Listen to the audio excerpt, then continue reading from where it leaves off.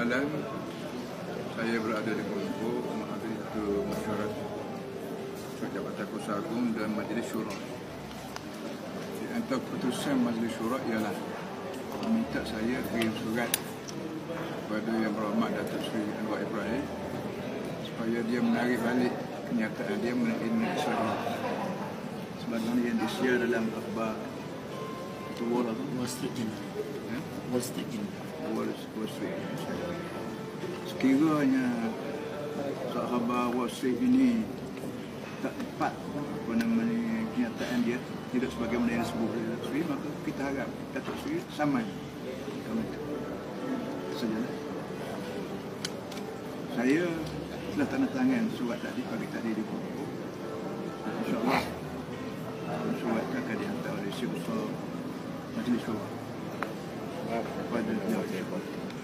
Dan tambah lagi kita sebagai kawan, kita bila bersahabat dengan kawan, kewajipan kita tegur itu dinu an-nasihat. Apa yang kita tengok pada kawan kita betul, kita tegur. Dan apa yang kawan kita tengok betul, daripada kita tegur kita. Itu dia. Itu ajaran agama.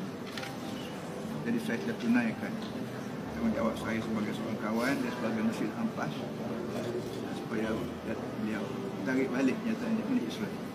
Kerana Israel ini kena negara haram. Dan saya telah sebut pada Dr. Amerika yang datang jabat saya ketika 2 tahun lepas, lupa. Saya kata kalau selipar Jepun pun tak ada hak orang lain ambil harta kita. Ini kan bombing Palestin tu. Kenapa pandai-pandai PBB belah dua? Siapa dia ajar pada PBB? Siapa berkuasa pada PBB? Belah dua negara orang. Kalau Amerika nak beri negeri Israel, beri Amerika Selatan lah. Amerika Selatan sebuah negeri yang begitu luas. Kenapa diisi dengan orang daripada Afrika, daripada apa? Beri pada Yahudi tak apa. Kenapa dia ambil Palestin? Tunggu tengok ni mungkin Datuk Seri keluarkan kenyataan, Datuk Seri Anwar Ibrahim dia keluarkan kenyataan macam ni sebab nak tarik sokongan daripada dunia luar ke tu. Itu dia punya pasal. Saya tak soal. Tapi kenyataan ini saya tak betul. Okey. Terima kasih.